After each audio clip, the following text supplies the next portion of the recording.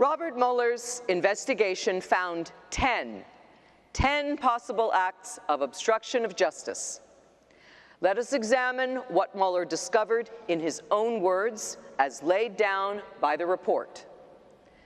Act 1. President Trump asked the FBI director to shut down the investigation into National Security Advisor Michael Flynn.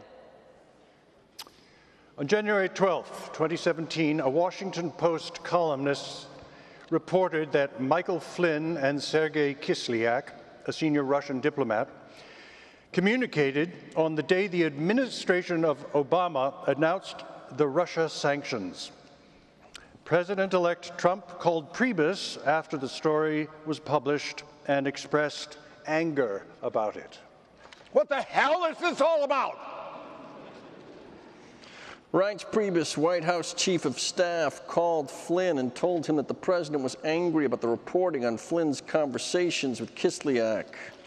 Michael Flynn.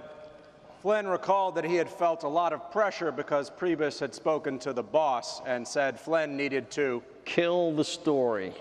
January 27, the president called FBI Director James Comey and invited him to dinner that evening. Priebus recalled that before the dinner, he told the president something like, "Don't talk about Russia, whatever you do." And the president promised he would not talk about Russia at the dinner. Don McGahn, White House counsel, had previously advised the president that he should not communicate directly with the Department of Justice to avoid the perception or reality of political interference in law enforcement. When Steve Bannon, White House chief strategist, learned about the president's planned dinner with Comey, he suggested that he or Priebus also attend. But the president stated that he wanted to dine with Comey alone. According to Comey's account, at one point during the dinner, the president stated, "I need loyalty.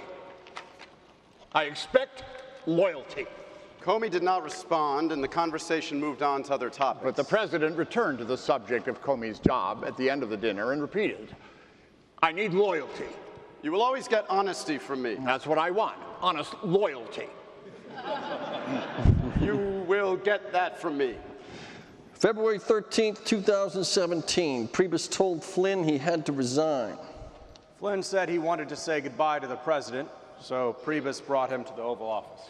Priebus recalled that the president hugged Flynn, shook his hand, and said, "We'll give you a good recommendation. You're a good guy. We'll take care of you."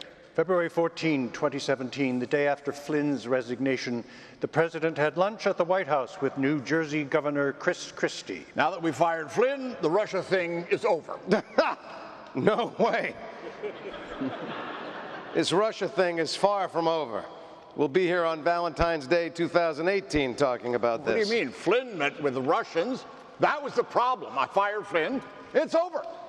Christie also told the president that he would never be able to get rid of Flynn like gum on the bottom of your shoe.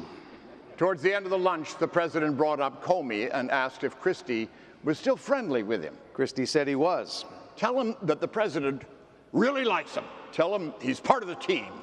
At the end of the lunch, the president repeated his request that Christie reach out to Comey. Christie had no intention of complying with the president's request that he contact Comey. He thought the president's request was nonsensical, and Christie did not want to put Comey in the position of having to receive such a phone call. Christie thought it would have been uncomfortable to pass on that message. The president met with Comey, Sessions, and other officials for a Homeland Security briefing. At the end of the briefing, the president dismissed the other attendees and stated that he wanted to speak to Comey alone. Once they were alone, the president began the conversation by saying, "I want to talk about Mike Flynn." The president stated that Flynn had not done anything wrong in speaking with the Russians, but had to be terminated because he had misled the vice president. The conversation turned to the topic of leaks of classified information. But the president returned to Flynn. He's a good guy, and he's been through a lot. I hope you can see your way to letting this go, to letting Flynn go. He's a good guy. I hope you can let this go. Comey agreed that Flynn is a good guy, but did not commit to ending the investigation of Flynn. February 15, 2017, the president told reporters, "General Flynn is a wonderful man. I think he's been treated very, very unfairly by the media. The president said he did not direct Flynn to discuss sanctions with Kislyak, but It certainly would have been okay with me if he did. I would have directed him to do it if I thought he wasn't doing it. I didn't direct it, but I would have directed him because that's his job. February 22nd, 2017, Priebus and Bannon told Deputy National Security Advisor K.T. McFarland that the president wanted her to resign, but they suggested to her that the administration could make her the ambassador to Singapore. McFarland reached out to White House legal staff John Eisenberg. McFarland told him that she'd been fired from her job and offered the ambassadorship in Singapore, but that the president and Priebus wanted a letter from her denying that the president directed Flynn to discuss sanctions with Kislyak.